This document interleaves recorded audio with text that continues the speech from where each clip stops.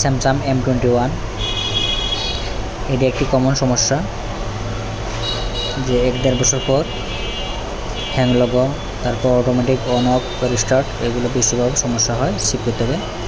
সিপিইউগুলো যে আটা আছে এই আটাগুলোর মাধ্যমে বলগুলো নরম হয়ে যায়। নরম হওয়ার পর যখন হিট হয় একটার সাথে আরেকটা জড়িত হয়ে অনেকগুলো সমস্যা হয়। স্পিকারের সমস্যা হয়, মাইক্রোফোন সমস্যা, ডিসপ্লে আলো আসে না, সব কিছুই সিপিইউ থেকে কন্ট্রোল হয়।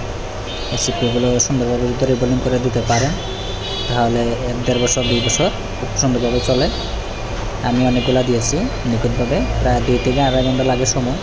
এই সময়গুলো খুব সূক্ষ্মভাবে কাজ করবে, তাহলে কাজটা সাকসেসফুল হবে। যে ভিডিওতে দেখতে পাচ্ছেন কীভাবে কাজ করা লাগে আর করতে হয়, সময়গুলো অপচয় না করে সুন্দরভাবে কাজে লাগান। অন্যান্য কাজ রেখে এগুলো কাজ করবেন, তাহলে সাকসেসফুল হবেন। একটা বল যে মিস্টেক হয়, স্পিকারের লাইনগুলো একটা লাইনের মাধ্যমে চলে,